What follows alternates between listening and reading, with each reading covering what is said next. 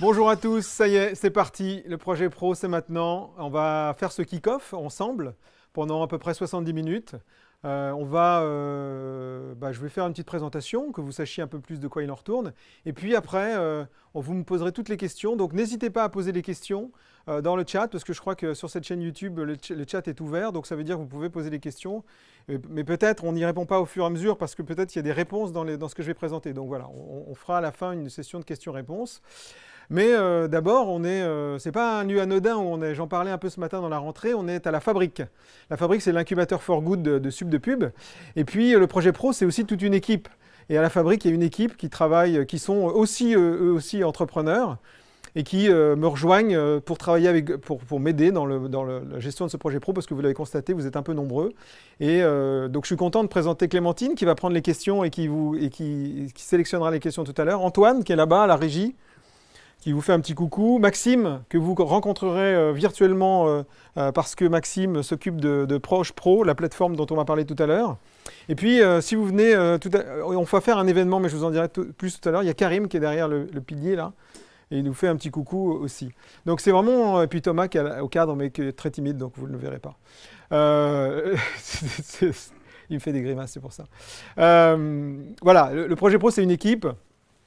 C'est ce que je voulais dire, et c'est une équipe super motivée, super sympa, et ça me permet de travailler dans des super conditions et de pouvoir travailler avec vous ce projet professionnel. Alors, deux mots sur moi, je me suis un peu présenté ce matin, c'est ma 13e saison du projet pro. Ouais. C'est une énorme série. C'est une énorme série, et c'est ma 13e saison du projet pro, et c'est jamais pareil. C'est ça qui est intéressant. C'est tout le temps différent. Puisque c'est jamais pareil, elle est bonne, ça commence très fort. Et le projet pro, c'est aussi un incubateur pour ceux qui veulent lancer leur projet. Alors, je sais que la plupart d'entre vous ne voudront pas faire de start-up et tout, et ne voudront pas lancer leur projet, mais néanmoins, je voulais vous faire voir l'endroit parce que je pense que c'est important. Alors, on va commencer par une citation. Je parlais du fait qu'on allait faire de la philo, un peu quand même. Cet après-midi. Voilà, c'est une citation qui s'affiche, je pense, à l'écran. Ce que je sais, c'est que je ne sais rien, d'un philosophe, moins 400 avant Jésus-Christ, Socrate. Alors Socrate, c'était un philosophe très étonnant, parce qu'il n'a rien écrit. Donc pour un philosophe, c'est quand même inhabituel. Il n'a rien écrit, il a juste transmis oralement, notamment à son disciple qui, lui, a écrit comme un malade, Platon. Et souvent, il a repris pour lui, les citations, ou en tout cas la philosophie de son maître, puisqu'il était disciple. Et Socrate partait du principe qu'à partir du moment où on disait une vérité, eh bien celle-ci n'avait pas besoin d'être écrite, retranscrite, il fallait juste l'entendre, parce qu'elle était valable au moment où il la disait, puis après elle s'évaporait, elle n'était plus d'actualité, c'était plus une vérité vraie, comme il disait. Et c'était intéressant parce que Socrate, il avait pas mal de disciples et il a été pratiquement à la fin de sa vie condamné à mort par le gouvernement d'Athènes à l'époque parce qu'il était trop disruptif, on dirait maintenant, il remettait trop de choses en question, la religion, l'éducation. Donc ses disciples l'adoraient évidemment parce que quand on est jeune comme vous, on aime bien remettre les choses en question. Et du coup, Socrate le faisait beaucoup. Et c'était intéressant parce que ses disciples ont voulu le faire évader. Donc lui, il était contre cette sentence. Hein. Il était évidemment conscient qu'il faisait du bien à la société. Mais il n'a pas voulu s'évader parce qu'il pensait que la loi et la justice, c'était les piliers de la fondation de la société, de la police, P-O-L-I-S, et qu'il n'avait pas de fait à échapper à cette justice. Donc il est resté, il a été empoisonné comme on faisait à l'époque, c'est très sympa. Voilà, fin de la parenthèse sur Socrate. Ce que je sais, c'est que je ne sais rien, mais c'est aussi une posture, je trouve, pour se mettre dans une posture d'humilité, pour apprendre pour être humble et se laisser aller, lâcher prise, si j'ose dire, pour faire des nouvelles choses et pour sortir de sa zone de confort. Alors la zone de confort, on va beaucoup en parler cet après-midi. Vous allez voir, elle a un rôle très important. Elle me tient beaucoup à cœur. Pour sortir de sa zone de confort, eh bien, il faut vraiment faire preuve d'humilité. Et c'est pour ça que je vous demande de lâcher prise avec moi pendant ce projet pro qui va durer quasiment 10 mois. Hein. Donc c'est considérable. Alors, la raison d'être du projet professionnel de 5e année, je le disais un peu ce matin, c'est pas tellement d'apprendre à entreprendre, mais c'est de vous forger un mental d'entrepreneur. Alors, c'est très différent, hein. Un mental d'entrepreneur, c'est un mental de quelqu'un qui est indépendant, qui est libre, qui a envie de faire des choses, qui est ambitieux. C'est pas quelqu'un qu'on pose dans un coin et qui attend qu'on lui donne qui fait pas preuve d'initiative. C'est quelqu'un qui est assez autonome, et c'est ce que cherchent les entreprises aujourd'hui. C'est de l'autonomie de la part des collaborateurs et des employés. Et pour l'instant, parce que je suis bien conscient que vous n'allez pas entreprendre, et peu importe en même temps, c'est donc ça le projet professionnel, la raison d'être du projet professionnel, c'est le mental d'entrepreneur. Alors le mental d'entrepreneur, ce que je disais, c'est être capable de travailler en équipe. C'est un travail d'équipe, le projet professionnel. Donc on va voir comment il va se goupiller. C'est surtout la résolution de problèmes parfois complexes. Et c'est à ça que va vous entraîner le projet professionnel. C'est à ça que va vous former le projet professionnel, la résolution de problèmes. Parce que c'est ça, fondamentalement, les leçons à tirer de cet apprentissage. Mais pas seulement. Parce que on a vu, on en parlait encore une fois ce matin, pour ceux qui étaient là, pour les autres, on va en reparler tout de suite, les compétences douces, vous savez, les fameuses soft skills. Eh bien, le projet professionnel va absolument servir ces soft skills. Alors, les soft skills, quelles sont-elles, hein? D'abord, l'esprit d'entreprendre. Vous n'êtes pas surpris, évidemment, l'esprit d'entreprendre, c'est vraiment quelque chose qui est en numéro 1 dans les soft skills les plus appréciés des employeurs. Puis vient tout de suite après l'audace, c'est-à-dire l'envie de faire des choses différentes, d'être ambitieux même, on peut dire. L'audace et l'ambition vont souvent ensemble. La résolution de problèmes, je viens de le dire. Qu'est-ce qu'il y a? On a la curiosité, bien sûr, et la confiance. Je vais assez vite parce que vous en connaissez pas mal. Alors l'empathie, c'est intéressant parce que c'est sans doute une compétence douce la plus compliquée, parce que l'empathie, c'est se mettre à la place des autres. Donc, c'est pas simple de se mettre à la place des autres, mais ça permet de mieux les comprendre. Donc, c'est pour ça que ça fait partie de ces compétences très appréciées des employeurs, parce que vous êtes dans un groupe et que vous vous mettez à la place des autres, et du coup, vous les comprenez mieux, et du coup, vous travaillez mieux avec ce groupe. En 7, on a la communication. Hein. Je ne vous fais pas un dessin, vu l'école dans laquelle vous avez choisi de faire votre 5e année. Hein. Donc voilà, on se passe de dessin. La gestion du temps. Très importante, la gestion du temps, dans la gestion de projet, dans la gestion tout court. La gestion du temps est primordiale. Vous le savez, les journées ont 24 heures et on peut bosser 12 heures. Au-delà, on n'est pas très efficace. Donc il faut au mieux gérer son travail.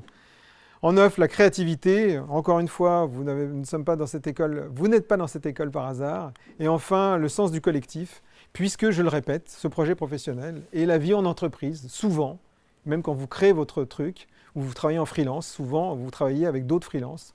Donc on est bien dans le sens du collectif et on est bien dans un travail collaboratif.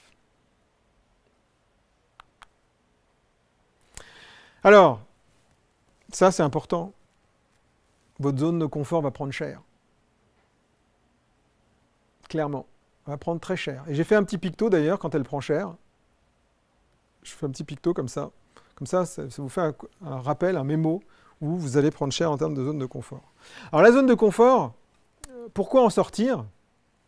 Vous pourriez me dire, ouais, j'ai pas besoin de sortir de ma zone de confort, je suis peinard, je vois pas pourquoi je devrais en sortir. Eh bien, il va falloir se battre contre un organe qui est à l'intérieur de vous, qui est le lobe frontal de votre cerveau. Alors ça paraît un peu dingue de vous raconter ça comme ça, j'en souris d'ailleurs, parce que le lobe frontal, c'est le chef d'orchestre du cerveau. C'est lui qui pilote toutes les parties du cerveau. Et le lobe frontal, c'est une grosse feignasse. Donc ça, c'est un peu surprenant, parce qu'il adore faire toujours la même chose. C'est-à-dire, il adore toujours se lever à la même heure, il adore lire des bouquins du même auteur, regarder une série un peu pareille. C'est un gros feignant. C'est celui qui vous conforte dans votre routine, c'est celui qui vous conforte dans le... On peut refaire... je ne vois pas pourquoi on peut faire différent, puisqu'on faisait comme ça avant. Qui vous conforte dans le... j'ai pas envie de faire ce truc, c'est nouveau. Je suis sûr que parmi vous, pour ceux qui regardent, Antoine, ils sont combien? Regardez là. 820. Donc je pense que parmi les 820 qui regardent cette vidéo, je pense que grande partie ont leur lobe frontal qui est en PLS et qui se dit non mais je vais pas faire ce truc, qu'est-ce que j'en ai à foutre, j'ai pas envie de monter une entreprise, qu'est-ce que j'en ai à foutre? Franchement, j'en ai rien à foutre. Je suis pas en 5e année pour faire ça, je suis pas en créa pour faire ça, je suis pas en DA pour faire ça. Eh ben, c'est lui qui parle là. C'est lui qui raisonne et qui se dit bah non, t'as pas à faire ça. Donc c'est compliqué parce que le lobe frontal, c'est d'abord la résolution de problèmes. C'est celui qui vous aide à résoudre les problèmes. Le lobe frontal, c'est celui qui va gérer les émotions. Le lobe frontal, c'est celui qui va gérer le raisonnement, la conversation, les activités motrices. Quand je fais ça, c'est le lobe frontal qui bosse. Donc il a un rôle particulièrement important, donc il va falloir un peu le violenter et un peu être... voilà, le forcer à faire des choses qu'il n'a pas envie de faire. Mais il y a des moyens pour ça, et je vais vous aider, et vous allez voir, c'est tout à fait faisable. Beaucoup d'étudiants, ceux qui terminent là, sont en train de finir leur année, ils sont 860, et je pense qu'ils trouvent un intérêt certain dans ce projet de fin d'études. Alors, pourquoi on sort de la zone de confort? Je vais prendre quelques notes, si vous le permettez. Pourquoi sortir de sa zone de confort? La zone de confort, je le disais, c'est le royaume du lobe frontal, celui qui est là. C'est son royaume. C'est la routine, le contrôle, le contrôle de tout, l'anti-innovation. Enfin, voilà, c'est un système neurologique qui est vraiment bloqué là-dessus. Et d'une certaine manière, c'est un peu une stagnation. C'est celui qui vous empêche de faire des choses nouvelles. Alors, il est plus ou moins développé, c'est certain. Pas mal d'entre vous ont un lobe frontal très actif et vous savez comment le tordre et l'obliger à faire des choses. Mais enfin, il a une nature assez feignante. Et il va à partir du moment où on va sortir de cette zone de confort, on va passer dans une zone de peur. C'est ce que vous avez dans le petit schéma là, qui s'affiche. Cette zone de peur, elle est considérable parce que c'est celle qui va vous mettre le doute. Quand vous faites quelque chose que vous ne connaissez pas, une activité physique ou intellectuelle, lire un nouveau bouquin, alors peur c'est un peu fort, mais enfin lire un bouquin vous n'avez pas envie, mais qu'on vous demande de lire dans votre boulot ou dans vos études, eh bien vous le faites à contre-cœur, vous n'avez pas envie, vous plongez dans l'inconnu et puis surtout... c'est le regard de l'autre. C'est l'analogie du plongeoir, c'est-à-dire vous montez à 10 mètres dans une piscine, déjà vous flippez, hein, parce que déjà quand vous montez les escaliers, ça va pas trop, les jambes qui flageolent, et puis vous avez peur de faire un plat, vous avez peur de vous cracher, de vous faire mal, donc la peur est bien là, et puis le regard de l'autre est quand même important. Donc dans cette zone de peur, quand on fait quelque chose de différent, on est souvent très sensible au regard de l'autre, on est très sensible à ce que l'autre va penser de soi, l'autre dans le groupe ou l'autre dans ses amis. Donc on va vous faire cheminer vers cette zone d'apprentissage qu'on voit en bas sur le schéma. La zone d'apprentissage, c'est les nouvelles compétences, relever les challenges, et là on entre dans le projet professionnel, dans l'innovation. On est clairement dans cette zone d'apprentissage qui va vous emmener vers une zone de croissance pour vous faire acquérir des nouvelles compétences. Donc c'est là l'objectif qu'il faut atteindre. L'objectif, quelque part, de ce projet de fin d'études, c'est-à-dire de rentrer dans cette cette zone de croissance, de donner du sens à ce qu'on fait, à ce qu'on étudie. On n'a pas fait une 5e année pour rien. On a fait une 5e année pour se professionnaliser, justement, et pour rentrer à nouveau dans une zone de confort. Et c'est pour ça que le schéma est bouclé. Quand vous entrez vous avez acquis de nouvelles compétences, vous pouvez faire des choses nouvelles, et vous rentrez à nouveau dans une zone de confort. Et si vous décidez d'aller un peu plus loin encore, d'apprendre des nouvelles choses, eh bien vous referez ce schéma, peur, apprentissage, croissance et confort. Vous voyez, c'est un schéma circulaire, et c'est ainsi que le lobe frontal va fonctionner quand il va apprendre des nouvelles choses.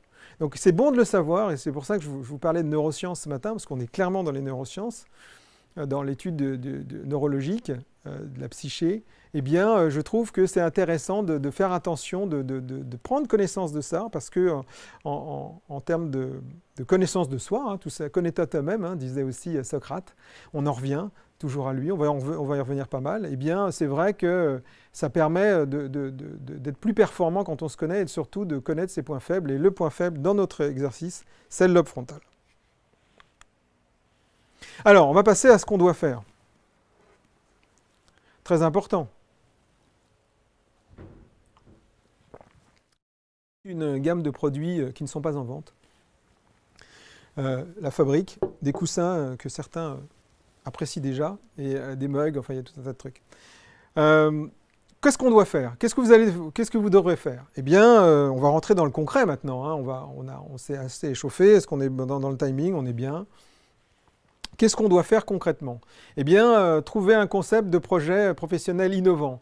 Alors, innovant, c'est un peu la tarte à la crème. L'innovation, c'est ce qui n'a jamais été fait. On ne va pas vous demander de refaire la roue, de réinventer la roue. Mais enfin, on va vous demander de pousser un peu vos capacités intellectuelles. Là aussi, de briser un peu la routine en essayant de chercher quelque chose d'un peu différent de ce que vous faites d'habitude. Mais on va voir quelle forme il peut prendre. Parce qu'en fait, ils doivent répondre surtout à un véritable besoin. Ils doivent répondre à un besoin, résoudre un problème constaté. Alors, il y a beaucoup de possibilités de découvrir des problèmes. Hein. Faire une exposition sur un artiste qui n'a jamais été exposé, faire une production audiovisuelle, un blog ou un vlog qui n'a jamais été fait. Enfin, vous voyez, il y a plusieurs possibilités en fait dans ce projet professionnel. Il y a évidemment la résolution de problèmes de tous les jours, est-ce qui créera une start-up plus classique, mais le champ des possibles est largement ouvert. Et on doit ça, et on peut remercier les créas qui sont derrière l'écran, parce que c'est avec eux qu'on a décidé d'ouvrir, pour les accueillir encore plus. On a décidé d'ouvrir le champ des possibles avec cette possibilité de faire des événements ou des productions audiovisuelles. Donc c'est possible, on verra dans quel cadre, on ne peut pas le faire n'importe comment, mais on peut le faire. Et ça, je tenais à vous le dire aussi, donc pas d'angoisse, on n'est pas obligé de faire une start-up pour savoir comment s'habiller le matin. Alors, vous irez, et on va voir le process. On va voir le process dans quelques minutes, mais quand vous allez pitcher votre projet pour validation, parce que vous pitcherez un coach pour validation, eh bien, vous énoncerez d'abord le problème que vous allez résoudre et pas le produit ou le service que vous allez proposer dans votre structure. Et par exemple, si vous dites que vous allez faire une application, eh bien, vous ne dites pas « je vais faire une application », je vais dire « je vais résoudre tel problème ». Comment m'habiller le matin, comment aller prendre quel moyen de transport, je sais que ça existe, mais résoudre le problème de la consommation, de la pollution par exemple, dans le déplacement de la mobilité de tous les jours, eh bien par exemple, c'est ce qu'il faut énoncer et après les moyens finalement sont peu importants. Parce que là aussi, la zone de confort va prendre cher, parce que c'est vrai que on n'a pas l'habitude de rentrer par le problème, on a l'habitude de parler de ce qu'on veut produire tout de suite. Moi, je veux produire un film, je veux produire une expo, je veux produire un visuel, je veux produire une adaptation graphique, une déclinaison, ou je veux produire une start-up. Mais on ne s'attarde pas au problème, on s'attarde tout de suite au résultat. Or, le résultat n'est qu'une autre partie. On verra dans une autre intervention, parce que je ferai une intervention à chaque introduction de mise à feu, on verra que vous utilisez beaucoup de produits, et notamment Google, que vous utilisez tous les jours, qui résout un problème clair. C'est la recherche sur Internet, parce que Internet est une énorme ressource, est un énorme réservoir de ressources. Donc voilà. Mais on verra ça plus tard, on ne va pas s'encombrer. Là, je fais une overview, je fais un panorama de ce qu'il faut savoir, et on rentrera dans le détail bien plus tard. Alors, voyons les idées qui ont été rejetées lors de la validation, et vous me direz, selon vous, pourquoi. Pourquoi, selon vous, vous réfléchirez et vous verrez que c'est facile à savoir. Bah oui, par exemple, le trafic de drogue, hein, même si la weed tech est très tendance, c'est un peu étrange de faire on est une école, hein, donc on ne va pas autoriser ce qui est illégal, c'est évident, mais ni le trafic d'armes, ni les encouragements à la violence ou aux dégradations.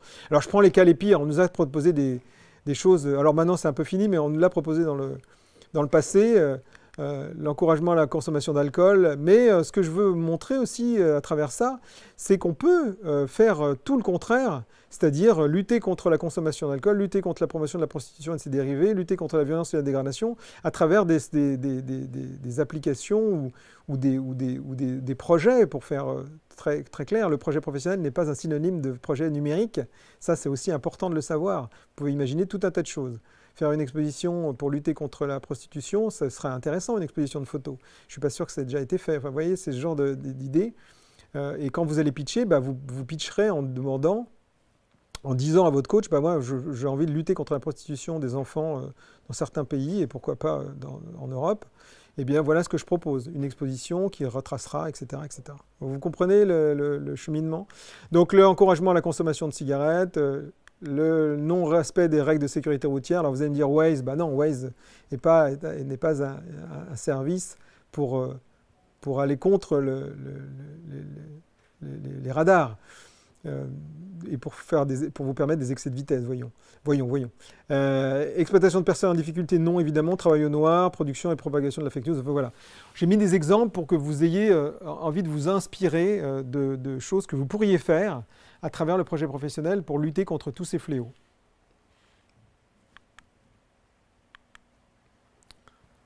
Alors, il y a autre chose que vous pouvez faire, c'est, alors très modestement, très humblement, changer le monde.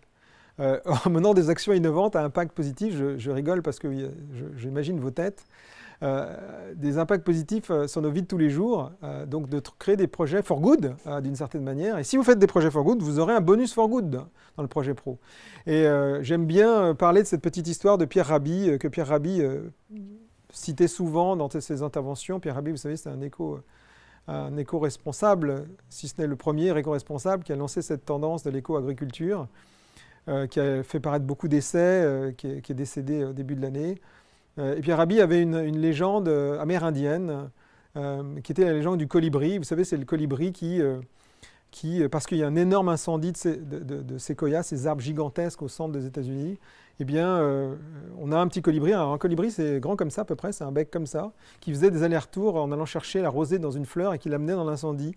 Donc, il y a un blaireau qui le voit, et un blaireau, un animal assez particulier, qui le regarde et qui dit « Mais qu'est-ce que tu fous ? À quoi ça sert de faire ça ? Ça ne sert à rien. » Le colibri le regarde et il dit « Bah, je sais que ça ne sert à rien, mais je fais ma part. Je fais ma part des choses. » Donc voilà, donc on peut changer le monde, si on est plusieurs, s'il y a 1,5 milliard de colibris qui font la même chose, eh bien évidemment l'incendie va s'éteindre. Donc c'est une très belle histoire et qui vous font, parce que souvent des étudiants me disent « Monsieur, mais comment on peut changer ? Comment on peut faire en sorte qu'on puisse changer les choses ?» Si vous êtes plusieurs à vous mettre dans cet état d'esprit, à vous actionner, à partir en mode opératoire, eh bien les choses peuvent changer, quelles qu'elles soient. C'est important de se le dire ça. Et c'est pour ça qu'on a décidé de vous encourager à agir pour le bien commun. Alors, vous encourager à agir pour le bien commun, ça peut être venir en aide aux populations défavorisées, bien sûr, défendre la cause animale, bien entendu.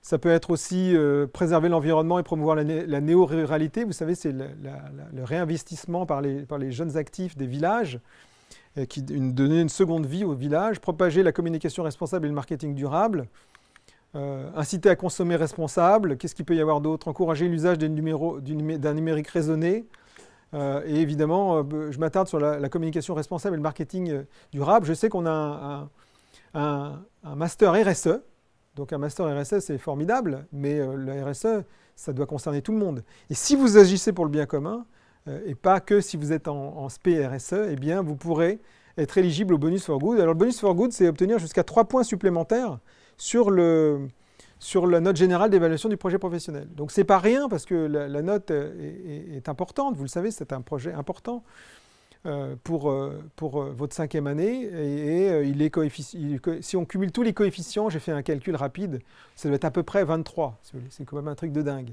Donc ça veut dire que si vous allez acquérir des points supplémentaires sur votre présentation et sur votre livrable, et on va voir quel sera le livrable tout à l'heure, eh bien ça peut être un gros carton, donc de 0,5 points, donc un demi-point, jusqu'à 3 points possibles après que le jury ait évalué pour savoir si c'était possible. Donc ça, pareil, ça vous fait sortir de votre zone de confort. C'est pas banal que dans un projet de fin d'études, on puisse vous permettre, parce que vous agissez pour le bien commun, parce que vous êtes à impact positif, et bien d'avoir comme ça 3 points supplémentaires, jusqu'à 3 points supplémentaires. Alors on va voir étape par étape le déroulé. Alors je vais vous projeter quelque chose que je publierai dans le Discord. C'est ce tableau qui n'est pas très lisible, là affiché à l'écran, et je m'en excuse, mais je vais le commencer quand même rapidement. Ce tableau, alors je précise que ce live est enregistré et sera disponible sur la chaîne YouTube, hein, on va le laisser pour un long moment. Donc ça veut dire que si vos camarades, parce que là on est combien là Antoine? J'aime bien savoir, hein, je suis désolé, j'aime bien savoir combien vous êtes. Comme je ne sais pas la possibilité de le savoir. 828, c'est pas mal, c'est pas mal. Donc là, on est le 16, vous le voyez à l'écran, on est le 16 septembre. C'est le kick-off, voilà, c'est clairement le kick-off. Donc on ne va pas en parler plus puisqu'on y est. Le 21 octobre sera la première mise à feu qui sera en visio. Alors vous verrez, c'est une mise à feu d'acculturation au projet pro, donc il n'y a rien à préparer. C'est une un premier contact.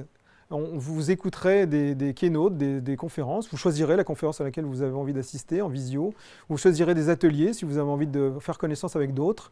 Voilà, alors c'est pas évident à distance, mais moi je préfère faire à distance de manière carrée plutôt que de faire quelque chose bancal en présentiel, vous voyez. Et en présentiel, on y sera la fois d'après, le 4 novembre, dans une mise à feu un peu événementielle, et même complètement exceptionnelle, puisqu'on sera à la Station F. Alors la Station F, c'est ce grand start-up campus qui est dans le 13e arrondissement de Paris. Vous googlerez Station F, vous verrez quelle tête ça a. J'ai une photo là. Voilà, on sera dans cet espace démentiel pour passer une journée tous ensemble autour de, pareil, de discussions, de conversations avec des coachs, de keynotes, de conférences, d'ateliers, là encore, mais en réel.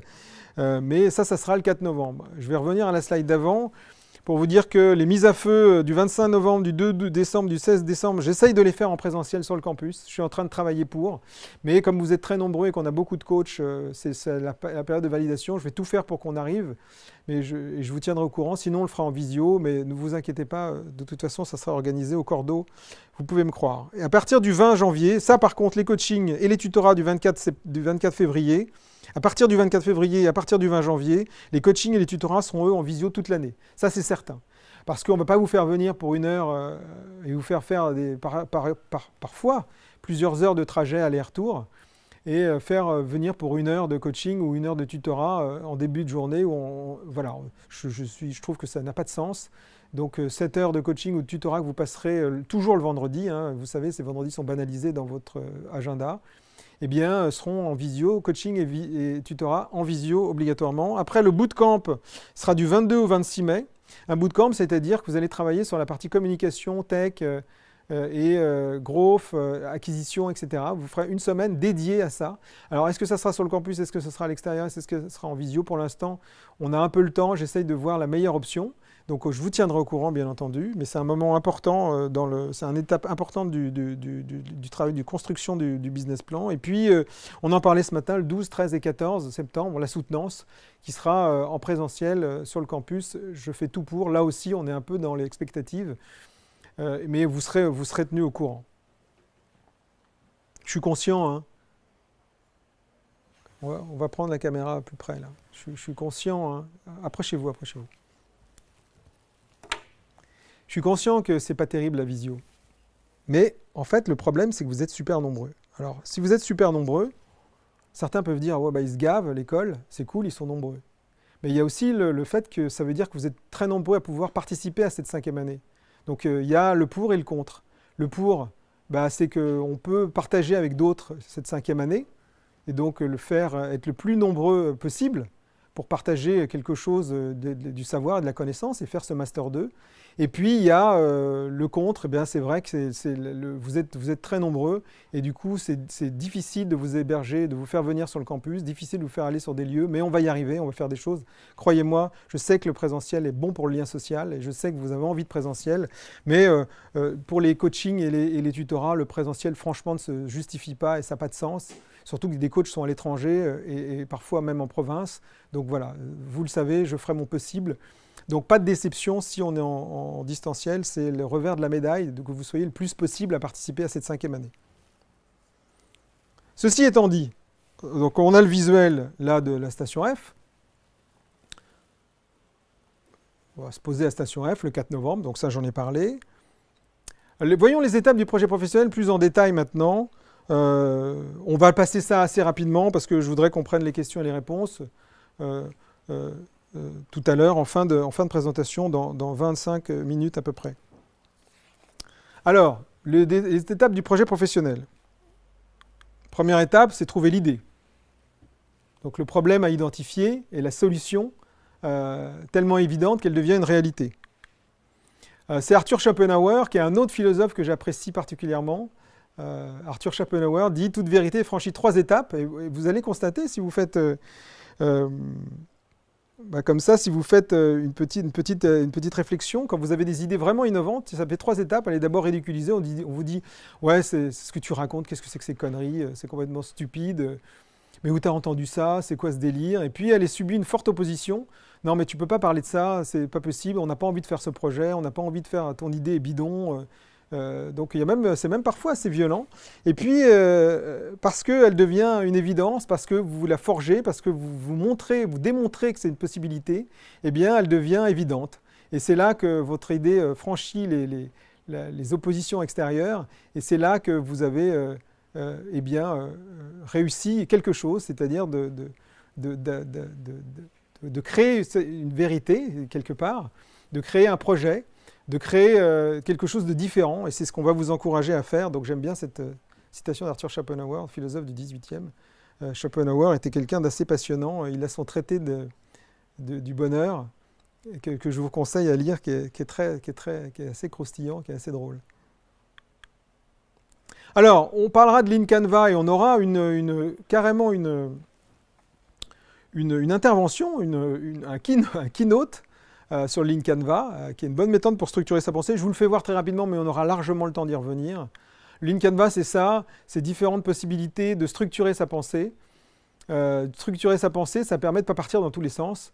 Et vous aurez, où vous voyez la flèche, eh bien, à remplir ce Lean Canva, soit tout seul, parce que vous n'êtes pas obligé d'avoir une équipe pour commencer à travailler, soit en groupe déjà, et puis de constituer vos groupes. Alors les groupes seront constitués de 4 à 6 étudiants.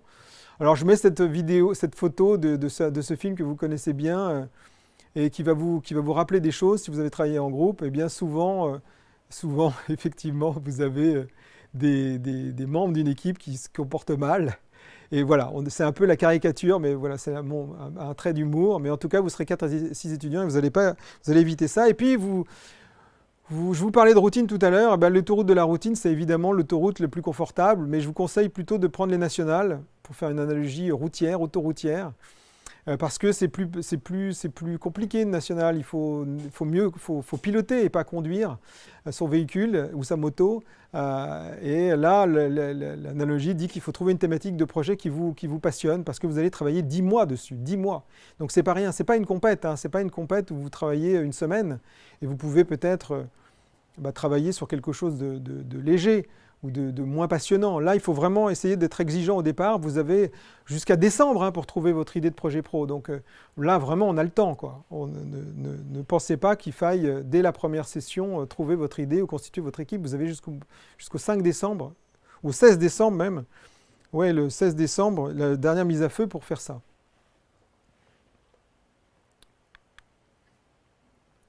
Et d'ailleurs, c'est Ralph Waldo Emerson, poète du 18e, enfin du 19e, qui dit « N'allez pas au bout du chemin, n'allez pas où le chemin vous mène, allez là où il n'y a pas encore de chemin et laissez une nouvelle trace. » Ça, c'est une belle citation, parce que c'est vrai que ça vous permet de faire des choses plus intéressantes si personne n'a été dans cette trace-là.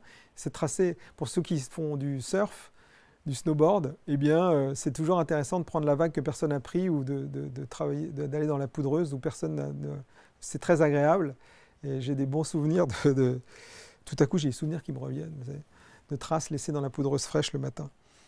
Fin de parenthèse. Vous chercherez un business model. Donc, c'est pas rien de chercher un business model, un modèle économique. Et le modèle économique, c'est ce qui permet de subvenir. Même si vous faites une assoce, parce qu'on peut faire une asso caritative dans le projet pro, eh bien, il faut trouver un modèle économique pour subvenir aux besoins de l'association, par exemple, ou de la société, couvrir ses frais, employer ses salariés, etc., etc. Et puis se payer soi-même tant qu'à faire.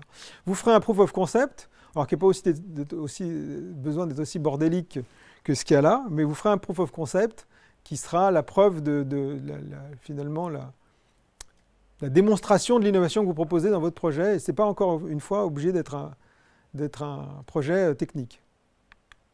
Et puis vous passerez à la partie finance. Il y a des hypothèses financières à travailler, vous serez comme ce petit Lego, un peu en PLS. Mais surtout, vous présenterez un jury d'entrepreneurs. Et jury d'entrepreneurs, alors c'est intéressant parce que jury d'entrepreneurs, c'est votre coach qui le réunira, et ça aura lieu le 12 ou le 13 ou le 14 septembre. Alors j'ai mis cette photo, peut-être certains connaissent ce film, enfin cette série qui s'appelle... Merde, j'ai un trou. Ouais, tu dis quoi? Non, c'est pas ça. Est-ce qu'il y a quelqu'un qui trouve sur le chat? Quelqu'un qui a vu cette série ou pas? Merde. Non, c'est un truc sur les startups. Il y a 4 ou 5 saisons, c'est HBO qui a diffusé ça, c'est hilarant. Mais j'ai oublié le titre. Non, non, pas Big Bang Theory. Tout le monde participe là dans le truc, hein. À la fabrique, tout le monde est mobilisé. Il faut trouver le nom de la série, je ne peux pas avancer sans. Le mec qui bloque. Silicon Valley. Bravo Antoine. Quentin. Ah, Quentin. Quentin, bravo. Silicon Valley, effectivement, qui raconte l'histoire d'une start-up de mecs vraiment très farfelus, techos, qui monte un système de compression de musique. Et donc, c'est assez hilarant, mais en même temps, c'est écrit par des gens qui ont monté des start-up dans la Silicon Valley, donc c'est très proche d'une certaine réalité, de la réalité de ce qu'ont vécu ces gens-là. Donc, je vous conseille Silicon Valley sur HBO, en tout cas sur YouTube, vous le trouverez évidemment, facilement. Vous allez passer un bon moment. Alors, vous aurez, alors ça aussi, on va passer très vite, hein. On va passer très vite parce qu'on va le revoir en détail de nombreuses fois. J'ai même des vidéos là-dessus et on va voir qu'il y a toute une partie d'e-learning qui est importante sur ce projet pro en termes d'apprentissage. Donc les 10 parties qu'il faudra présenter dans cet ordre, je les reprends pour ne pas me gourer, hein, parce que quand même, ça fait pas longtemps que je fais ça, donc ça fait que 13 ans, donc j'ai besoin. Alors je les ai même pas, carrément, donc c'est énorme. Donc d'abord, c'est la présentation de l'équipe. Enfin, après, c'est l'identification des besoins. C'est un ordre assez logique, hein, c'est-à-dire vous avez la présentation de l'équipe, vous avez la présentation des besoins, vous avez la présentation de la solution innovante, vous avez après le proof of concept, après vous avez l'étude de marché. Vous voyez, vous expliquez pourquoi finalement c'est une bonne idée, puisqu'il y a une concurrence, parce que la cible est intéressante, parce que le marché est porteur. Après, le positionnement marketing de l'offre. Mais que ce soit pour un événement artistique, c'est pareil, hein. Croyez pas que le commissaire d'exposition qui veut monter une expo fasse pas tout ce travail de cheminement, ou que le producteur qui veuille produire un film, ou qui veuille sortir une ligne de fringues, ou que sais-je, eh bien, fasse pas toute une étude de marché. Vous le savez, hein, aujourd'hui, on n'est plus dans un... À moins d'être hyper bankable, eh bien, on n'est plus dans on se crache plus dans la main pour monter et mobiliser des sommes assez fortes pour monter des événements culturels ou des produits culturels. L'étude de marché, de la concurrence, le positionnement, j'en viens d'en parler. En 7, vous avez la stratégie d'acquisition, comment les gens viennent sur votre projet ou dans votre produit. Le modèle éco, évidemment, et après les hypothèses financières et la timeline de développement. Ça veut dire que si vous aviez à produire cet événement ou à produire ce projet, eh bien, voilà comment ça se passerait. Alors, ces 10 parties constitutives, alors c'est là que vous sortez de votre zone de confort encore, puisque clairement, vous l'avez pour la plupart jamais fait, c'est un exercice compliqué, c'est pour ça que c'est un travail de groupe et chacun participe évidemment à toutes les parties. Mais pour vous aider tout au long de l'année, vous aurez plusieurs membres mobilisés, des coachs, on en parlait, c'est des professionnels en activité qui vont vous aider, souvent entrepreneurs, ou qui travaillent avec des entrepreneurs, qui vont vous aider à constituer votre projet, hein. Des tuteurs sur le management, des tuteurs sur la finance, des tuteurs sur la RSE, des tuteurs sur le juridique. Donc eux vont travailler sur ces parties bien distinctes et bien parfois un peu compliquées, notamment la finance pour vous, j'en suis conscient. Et des vidéos e-learning qui vont constituer un socle académique et pédagogique qui vous permettra, eh bien, comme ça, de visionner des vidéos, de répondre à des quiz avant le démarrage, mais on redonnera les délais et les vidéos quand elles seront en ligne, il n'y a pas de problème. Et puis des étudiants ingénieurs de l'ECE. Alors vous savez, peut-être parmi vous, il y a des élèves ingénieurs de l'ECE qui font un double diplôme. Eh bien, vos camarades, chers membres de l'ECE, chers étudiants de l'ECE, viendront pour vous conseiller dans la mise à feu, pour conseiller et pourquoi pas après. Sur la partie tech, on aura l'ECE, puisqu'on a monté un partenariat avec la junior entreprise de l'ECE, la GIS, qui mobilise ses étudiants pour travailler sur des projets d'entrepreneuriat, donc avec la fabrique, mais qui sont bien d'accord pour participer aussi avec les projets de professionnels. Donc ça veut dire que vous pourrez peut-être monter des équipes. Après, c'est intéressant d'avoir des compétences diverses dans ces équipes de projets pro, mais c'est possible et on va mettre tout ça en œuvre. Alors, il ne faut pas confondre tutorat et coaching. Coaching, c'est 8 rendez-vous dans l'année en visio le vendredi. Ça commence en janvier, ça va s'échelonner jusqu'au mois de juin. Et les tutorats, c'est parfois 2 rendez-vous par mois, toujours le vendredi, toujours en visio, autour des sujets dont je viens de parler. Alors, C'est des vidéos, malheureusement vous allez me revoir hein, dans ces vidéos, il y en a une douzaine en plus sur la conduite du projet, avec des exemples sur chaque partie du projet professionnel à produire. Donc ça je trouve que c'est très utile. Des vidéos sur la culture juridique, sur la culture managériale et sur la finance, qui sont très bien faits. La finance, vous aurez même un Excel à remplir, enfin c'est très didactique, enfin c'est très bien fait et c'est un socle qu'il faut vraiment visionner avec attention. Le Discord, on en parle, on en a parlé, on en parlera toujours. C'est l'endroit où vous pouvez, et certains l'ont bien compris, et bien commencer à échanger entre vous. Il y a même une room, un salon, petites annonces, pour passer vos petites annonces. Si vous cherchez des membres du groupe, encore une fois, vous avez quelques semaines pour le faire, mais vous pouvez commencer à le faire maintenant si vous avez déjà une idée. Donc sur le Discord, et puis dans la salon Kick-Off, eh bien évidemment, vous verrez mes vidéos que je laisserai sur le projet pro. Alors ProjePro.io, justement, c'est le travail de notre ami Maxime qui est là-bas, qui est au fond, il n'est plus là d'abord. Mais en fait, vous l'avez vu tout à l'heure. Et s'il est là, alors voilà, il vous fait coucou. Donc il a développé une plateforme qui s'appelle ProjePro.io dans laquelle vous allez retrouver tout un tas de services, le visionnage des vidéos dont je parlais évidemment, mais aussi les rendez-vous avec vos coachs, vos tuteurs, vous déposerez vos documents pour le Mega Bootcamp. Enfin voilà, c'est la plateforme, c'est complémentaire à Boostcamp, hein, on en parlait. Vous recevrez t'enverras quand est-ce que tu enverras les logs, les logins? Ouais, c'est ça, on va attendre le premier coaching pour le faire. Vous voyez, on fait tout en direct, hein. Vous assistez clairement à la fabrication du projet pro. On va rentrer toutes vos adresses et puis vous serez sollicité par mail avec un identifiant et l'identifiant sera votre mail, sub de pub, et puis vous créerez votre code pour accéder à ProjePro. Et puis autre chose que je démarre cette année, que j'ai commencé un peu l'année dernière avec vos camarades de MASP, un think tank. Là aussi, dans le Discord, j'ai fait une room, un salon think tank avec un lien vers un Excel sur Drive qui va vous permettre de laisser vos noms si vous voulez participer à ce think tank. Alors think tank, ça va permettre de participer à des événements pédagogiques, à des tables rondes, à des masterclass, à des rencontres, à des speakeasy avec la fabrique, enfin c'est tout un tas de choses pour des étudiants qui veulent aller plus loin que le simple projet pro, qui veulent passer un peu de temps, ça leur permet les places sont limitées à 30, hein, donc évidemment si ça vous intéresse, dépêchez-vous. Mais ça nous permettra de faire plus connaissance, ça nous permettra de nous voir. On fera des trucs en visio, bien sûr, mais on fera aussi des choses en réel, des déplacements, une learning expédition, pourquoi pas. Enfin voilà. Pour ceux qui veulent aller un peu plus loin que ce projet pro, qui veulent qu'on échange plus en détail, qui veulent avoir des renseignements, enfin voilà, vous allez sur le lien et vous allez sur la room think tank qui est dans le Discord, dans le salon, et vous laissez votre nom si ça vous intéresse, et je vais vous informer des prochains événements de think tank. Le premier, on pourra faire peut-être un truc sur la négociation salariale. Combien je demande quand je veux être employé. Enfin, c'est sympa, je ferai ça avec une de vos tuteurs qui est spécialiste en finance, qui a écrit 2 bouquins sur la relation des femmes et de l'argent et de la gestion du patrimoine. Et c'est passionnant, sur la différence de traitement salarial, etc. On fera ça sans doute, le premier on fera avec elle. Ça sera intéressant, si vous êtes intéressé, dites-le moi dans le salon. Sur la négociation de votre salaire, sur le rapport que vous avez à l'argent, et elle vous donnera tout un tas de trucs hyper opérationnels. Donc voilà, on s'achemine vers la fin, on est tranquillement en train d'arriver vers la session de questions-réponses. J'ai quand même 2-3 trucs à vous dire pour finir, des recommandations bienveillantes. Et vous méfiez de l'effet grand 8, qui peut vous faire mettre en PLS assez facilement. Alors, cet effet grand 8, il est très inspiré du parcours du start-upper, du Y Combinator. Le Y Combinator, c'est un énorme incubateur à San Francisco qui a vu naître Uber, qui a vu naître Airbnb, enfin pas mal de licornes aujourd'hui qu'on utilise tous.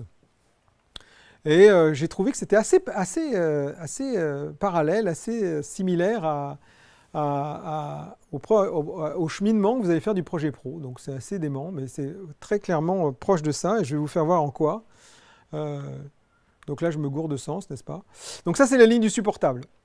Vous allez voir, vous allez la dépasser à un moment ou à un autre, mais pour l'instant, vous êtes là, dans l'idéation, la montée de l'intérêt. Bon, vous vous dites, tiens, pourquoi pas, finalement. Le lobe frontal commence à faire son taf, il commence à être un peu déstabilisé. Il se dit, tiens, mais c'est pas si mal, en fait, c'est peut-être intéressant, on peut peut-être faire un truc intéressant. Après cette montée d'intérêt, il y a le feu vert. Vous aurez un feu vert parce que pour continuer, vous ne pouvez pas continuer sans feu vert. C'est-à-dire un feu vert, c'est une validation de la part d'un coach dans ces semaines qui vont nous accompagner jusqu'aux fêtes. Et puis après, s'ensuit une grande traversée du désert, une confrontation avec la réalité, où là vous vous dites merde, il faut faire. Cette traversée du désert vous emmène assez bas, même au-delà de la ligne du supportable, même au fond du gouffre. Là, vous êtes à peu près au mois de mars, c'est un peu dur. C'est un moment difficile. Vous avez vécu vos 3 premiers coachings, vous vous êtes un peu perdu, mais ça remonte. Vous inquiétez pas, l'amélioration du concept souvent se fait à ce moment-là. Vous pivotez, même pivoter, ça veut dire que vous allez vers un projet plus en phase avec vos aspirations et votre quête de sens, parce qu'on peut aussi avoir une raison d'être pour ce projet professionnel, j'en parlais tout à l'heure.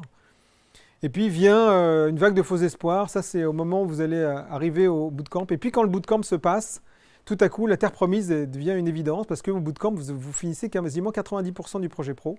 C'est un accélérateur dément, c'est ce que me disent les étudiants chaque année, maintenant depuis 3 ans qu'on le fait. Et ce bootcamp amène aux répétitions de la soutenance, parce qu'on vous fait répéter la soutenance, sans jury bien sûr. Et puis arrive la soutenance et la satisfaction est quand même maximum. Vous voyez, elle est plus haute sur le schéma que le feu vert. Ça veut dire que la satisfaction est bien supérieure à cette validation. Alors, je vous demanderai aussi, parce que ce n'est pas une compète, hein, le projet pro. Donc, je vous demanderai vraiment de vous méfier du syndrome charrette-compète. Ce n'est pas une compétition, encore une fois. Donc, faites attention à ce schéma que vous connaissez par cœur, les créas, mais les autres aussi. Le creative process, c'est-à-dire quand votre brief arrive, on peut considérer presque que c'est un brief, hein, ce que je vous donne là, on va commencer à le faire, eh bien, il y a une longue phase de fuck-off. Fuck-off veut dire j'en ai rien à foutre, en gros. Hein. Clairement, ça ne m'intéresse pas, on fera ça plus tard, on verra ça. Et puis, la panique arrive parce qu'il faut produire de manière assez rapide. Parce que les deadlines sont là et vous allez faire le projet pro en pleurant. Et faire un projet pro en pleurant, c'est très compliqué parce que c'est beaucoup de souffrance et c'est l'explosion souvent du groupe. Et quand le groupe explose, eh bien, on ne peut plus quitter son groupe une fois qu'on a commencé les coachings, donc c'est compliqué. Et c'est ça le moment à vivre. Donc je ne vous conseille pas, ça arrive très peu, mais ça arrive. Sur 1% peut-être des projets, donc voilà, vous rassurez-vous. Mais enfin, ça arrive parce qu'on travaille sur le long terme et vous n'avez pas l'habitude de travailler sur le long terme et vous n'avez pas l'habitude de travailler de manière construite, progressive, si j'ose dire, sur un projet que vous livrez 10 mois plus tard, c'est considérable.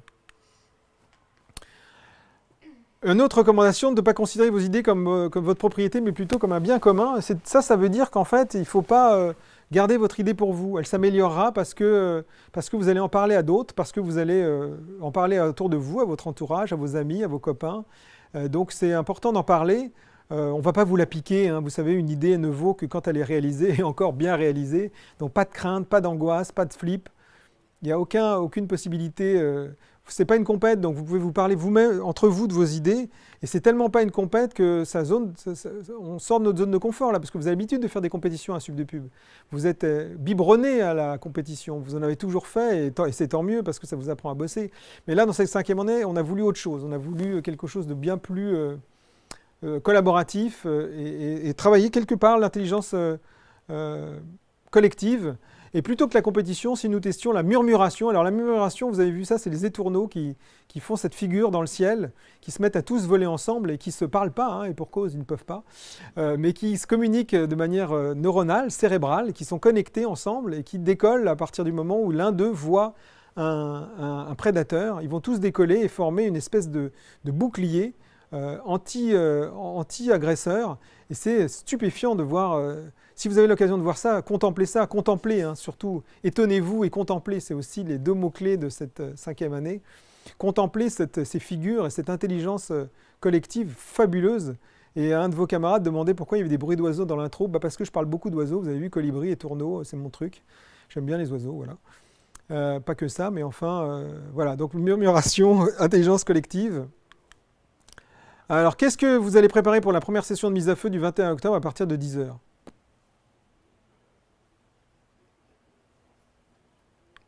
Bah rien. Clairement rien. Là aussi, ça vous sort de votre zone de confort. D'habitude, on a des trucs à préparer. Là, je vous demande de rien préparer. De vous laisser, de lâcher prise, de vous laisser vous étonner, parce qu'on aura des keynotes sur la raison d'être, sur la résolution de problèmes, des keynotes sur le business model, des keynotes sur les NFT, des keynotes sur, enfin tout un tas de keynotes sur la RSE, sur le for good, sur l'esprit entrepreneurial. Enfin, on aura tout un tas d'intervenants qui viendront vous travailler avec vous et discuter avec vous, mener des conversations, aussi bien en visio la prochaine fois qu'en présentiel à Station F. Je crois qu'on a fini. Check. Donc, merci de votre attention. Voilà, on est bien, voilà, on est parfaitement dans le tempo. On va prendre les questions maintenant. Est-ce qu'on a des questions, Clémentine? J'ai très envie de m'asseoir, je sais qu'on ne peut pas, mais je vais rester debout quand même. Du coup, oui, on a déjà plusieurs questions. Ouais. La première de Camille. Le projet pro concerne-t-il aussi les créas? Oui, ça concerne tout le monde. Ça concerne tout le monde cette fois, cette année. C'est pour ça qu'on a parlé beaucoup d'événements. Voilà, oui, ça concerne tout le monde. Absolument, absolument, ouais. Ensuite, de Océane, donc quasiment tous les vendredis, c'est à distance? Non, c'est pas tous les vendredis déjà, parce que les tutorats, vous n'aurez pas des tutorats tous les vendredis ou des coachings tous les vendredis. Vous aurez un coaching par mois le vendredi, mais ça sera à distance, et un tutorat ou 2 tutorats par mois, et ça sera à distance aussi. Et ça, vous l'aurez dans Proche Pro. On mettra les plannings à partir du mois de décembre, parce qu'il faut qu'on attende que tous les groupes soient constitués et que tous vos projets soient validés. Donc ça sera à partir du mois de décembre. Vous l'aurez à peu près mi-janvier, puisque le premier coaching est fin janvier. Donc, mais je vous mettrai la grille des dates pour que vous puissiez mettre des options. Vous ne serez pas convoqué à toutes les dates, mais vous aurez certaines dates où vous serez convoqué, oui, absolument. Ensuite, question de Quentin. Comment on fait les équipes si on ne connaît personne? Ah bah Quentin, c'est une très bonne question, ça. Ça, Quentin, vraiment... et vous n'êtes pas dans... Est-ce que vous pouvez vous... Non, je ne peux pas vous demander ça, mais... Je pense qu'il y en a quand même pas mal d'étudiants qui connaissent personne. Et vous inquiétez pas, on n'a jamais laissé personne sur le bord de la route. Personne n'a jamais pas trouvé de groupe, si je puis dire, si c'est français. Donc vous inquiétez pas, vous allez trouver. Et pour ça, il y a des ateliers. On va faire des ateliers d'ice-breaking, de team building, d'abord en distanciel, puis en présentiel. Donc vous aurez 2 possibilités de voir. Et puis vous pouvez laisser des petites annonces sur le salon du Discord. Et puis vous pouvez vous rencontrer. On va faire une journée entière le 4 novembre de rencontres. Une journée, c'est considérable. Vous aurez des tables de pique-nique pour vous attabler, pour discuter. Vous pourrez aller, pour ceux qui connaissent, à la Felicita derrière, boire des coups, revenir. Vous pourrez rentrer et sortir de Station F. Tout ça sera très libre. Et vous assisterez aux conférences que vous voulez, aux ateliers que vous voulez, voilà, pour le 4 novembre. Question toujours sur la constitution des groupes de Maëva. Est-ce nous qui choisissons les équipes? Ouais, vous faites ce que vous voulez. Je vous conseille de vous mettre avec le plus de gens qui ont des compétences différentes, parce que c'est ça qui est intéressant. Vous mettre avec des créas, vous mettre avec des gros marketeurs, des stratégiques marketing, des stratèges, ou je sais pas, des planeurs stratégiques, voilà, pardon, je cherchais le mot. Je vous conseille de vous mettre vraiment des UX, enfin de mixer, quoi, et de travailler avec des gens que vous ne connaissez pas. Sortez de votre zone de confort, là encore. Faites en sorte de rencontrer des gens, c'est votre dernière année d'études. Alors je sais qu'il y a beaucoup de choses qui seront à distance, mais enfin... on va essayer de faire le plus de choses possibles en présentiel, donc n'ayez crainte. Et du coup, tu as devancé d'autres questions, mais c'est bien obligatoire de différencier les filières. C'est bien obligatoire de... Du coup, d'avoir des filières différentes pour les groupes. Alors, je vais être très clair. Approchez-vous. Approchez-vous. Vous faites comme vous voulez. Je vous conseille des trucs. C'est la 5e année, quoi.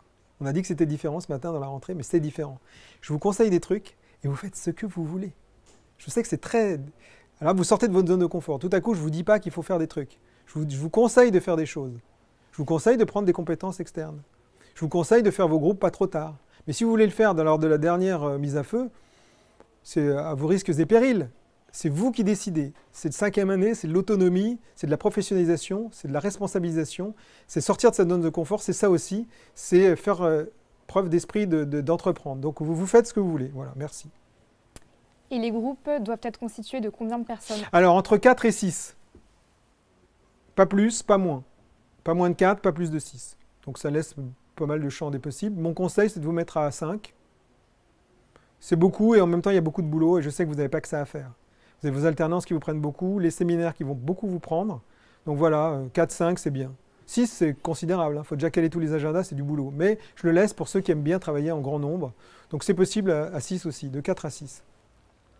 Question de Zoé, est-ce qu'on va recevoir le PPT? Oui, vous allez recevoir les meilleures feuilles.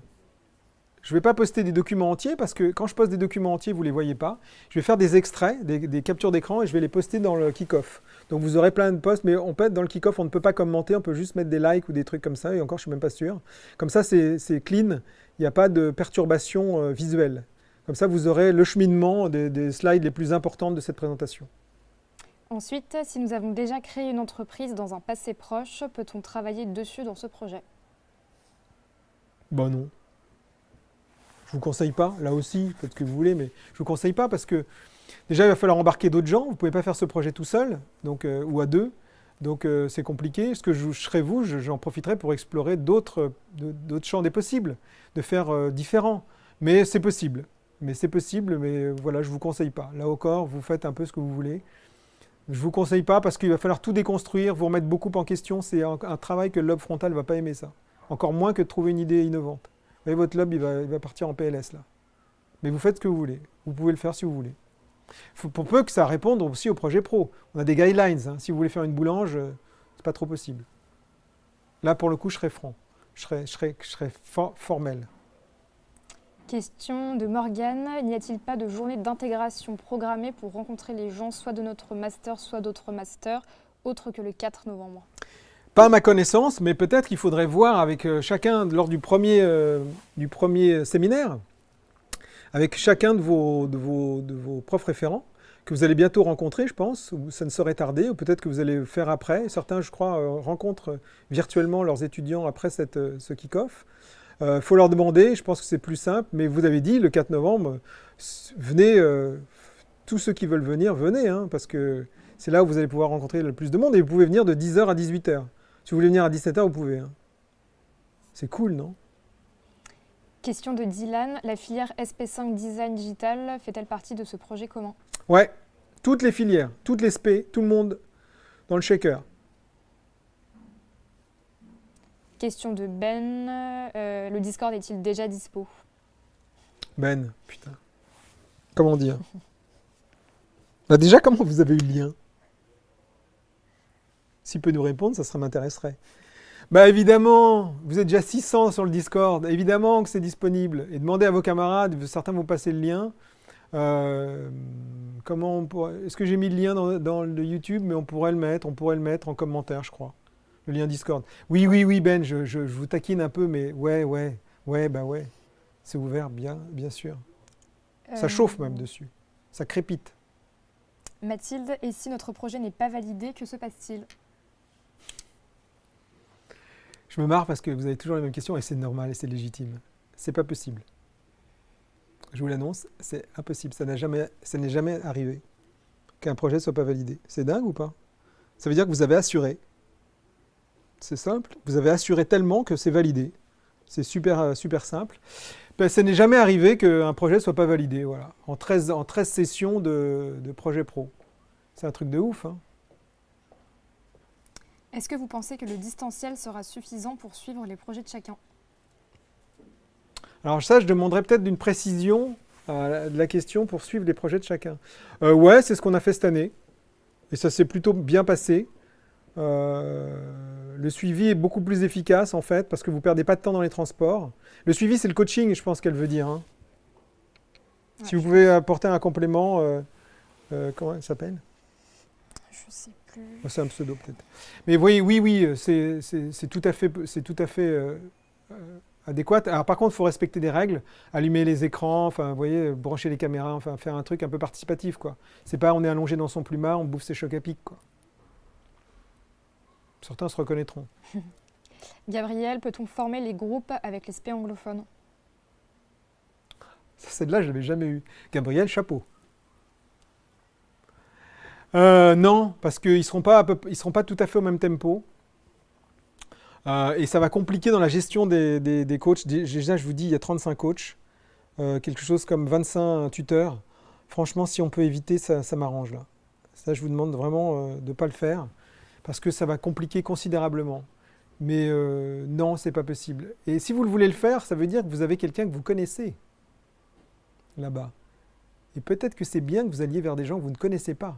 Lobe frontal, zone de confort, zone de peur, tout le bazar.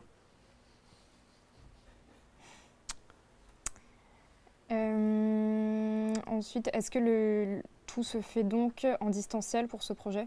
Non, tout ne se fait pas en distanciel, je l'ai dit. Le 4 novembre, on va être à Station F, donc ça c'est en présentiel. Et puis on va essayer de faire les sessions de validation en présentiel aussi.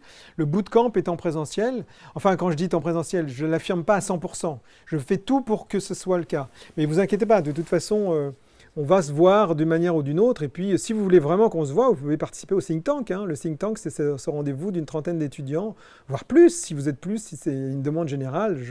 Peut-être, je ne sais pas. Mais on va essayer d'organiser des choses. Mais oui, il y a beaucoup de choses qui sont en distanciel. Pour les raisons que j'ai évoquées lors de cette présentation, oui, il y a beaucoup de choses qui sont en distanciel, effectivement, absolument. Pour le moment, on a fait le tour. C'est le tour. On laisse encore 2-3 minutes, parce que là, on est à 60 minutes, 65 minutes. J'avais dit 70, mais à culpa. Qu'est-ce que je peux vous dire que j'aurais pas dit que je vous laisse encore quelques secondes si vous voulez poser des questions. Question de Lucille. Peut-on être avec des étudiants qui sont rentrés en avril? Non, parce que alors là, pour le coup, c'est comme avec les anglophones, ils n'ont pas tout à fait le même tempo. Et ça va compliquer parce qu'eux, ils vont soutenir au mois d'avril. Vous voyez? Les étudiants qui sont rentrés en avril. Donc, en fait, c'est pas possible. Parce que vous n'auriez pas assez de temps pour travailler. Et eux, ils ont commencé les coachings maintenant et les mises à feu sont finies. Combien de temps dure la soutenance? La soutenance, très bonne question. La soutenance dure 30 minutes de présentation. Donc, vous présentez vos slides, qui est la soutenance du document écrit que vous allez rendre, qui fait une 50aine de pages. D'accord? Donc vous soutenez un document, un business plan bien plus étoffé, et vous soutenez à travers cette question, ces 30 minutes de présentation, et après 15 minutes de questions-réponses, 15 minutes de questions-réponses avec les coachs, et après vous sortez de la salle, le coach délibère. Et vous aurez votre note une fois qu'ils auront consulté votre dossier, parce que vous n'avez pas à envoyer le dossier avant. La chose que vous avez envoyé 15 jours avant, c'est l'executive summary, qui est un résumé en une feuille Word de votre business plan. Donc vous n'avez rien envoyé avant, vous envoyez la veille à votre coach pour qu'il donne au jury. Donc vous voyez, donc vous avez vraiment tout un tas de temps pour travailler de manière optimum. Aura-t-on des salles tous les vendredis pour travailler en présentiel ou devons-nous nous organiser entre nous? Vous devez vous organiser entre vous, il n'y a pas de salle sur le campus. Là je suis formel, c'est un bins total. Vous savez pourquoi? Parce qu'on a une école, les ingénieurs de l'ECE, et c'est bien qu'ils viennent, donc je suis assez content. Mais leur immeuble, leur bâtiment, qui est à côté d'ici, est en rénovation.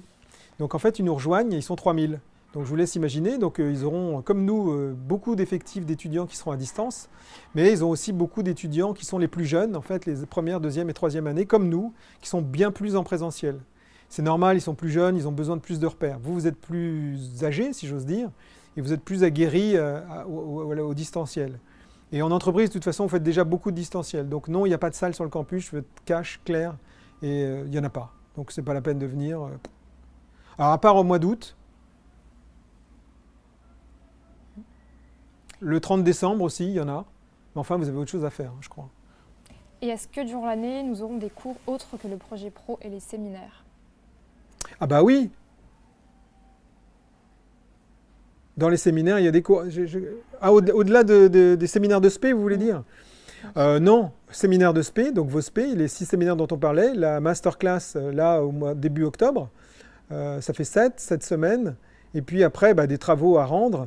Et puis toutes les heures d'e-learning, de tutorat, de coaching, de mise à feu, enfin voilà. C'est déjà considérable, hein, parce qu'il faut que vous ayez un petit peu en entreprise aussi. Et ensuite, je n'ai pas compris l'objectif, le contexte du bootcamp.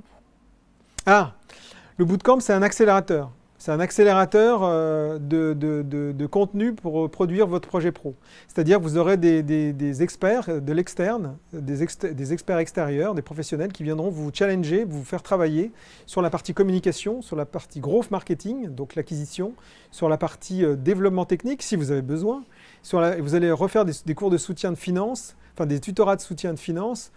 Voilà, donc il y aura peut-être aussi de la prise de parole en public, enfin, c'est à définir. Donc voilà, c'est un accélérateur et surtout, vous avez beaucoup de temps pour travailler ensemble. à distance ou à l'extérieur du campus. Donc, profitez-en, organisez-vous. Alors, ce n'est pas tout de suite, hein, ça commence le 22 mai pour une semaine, donc on a quand même largement le temps d'en reparler. Mais là, il va falloir faire preuve d'autonomie pour vous trouver des endroits pour bosser chez les uns, chez les autres, dans des espaces.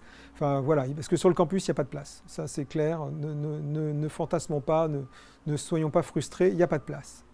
Il n'y a pas de place pour les raisons que j'ai évoquées tout à l'heure, parce qu'on a accueilli des étudiants sans locaux. Et du coup, ils sont sympas, ils vont participer avec nous, et c'est des ingénieurs, donc ça va nous servir. Donc voilà, c'est le seul moyen qu'on a pour l'instant. Et question de Maxime, ceux qui sont en DA, c'est OK pour se mettre avec eux car c'était marqué qu'ils avaient leur projet à eux. Non, vous devez avoir des projets parallèles, puisque chaque SP a ses projets, mais vous pouvez vous mettre avec les DA absolument.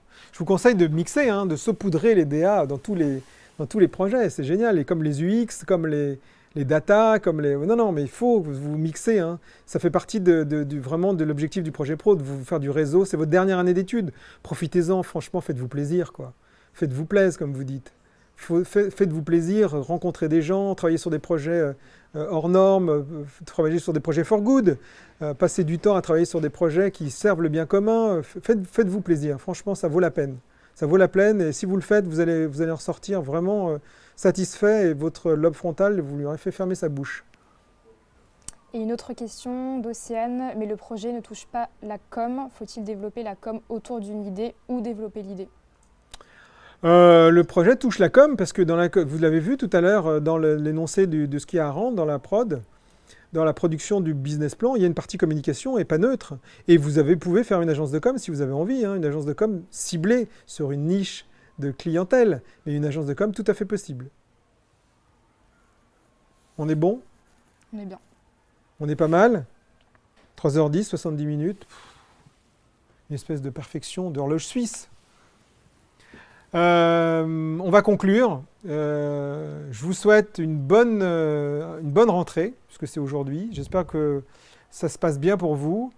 Évidemment, j'aurais préféré vous voir, ça c'est clair, mais en même temps, vous êtes très nombreux et j'ai expliqué pourquoi c'était bien que vous soyez nombreux, le pour et le contre.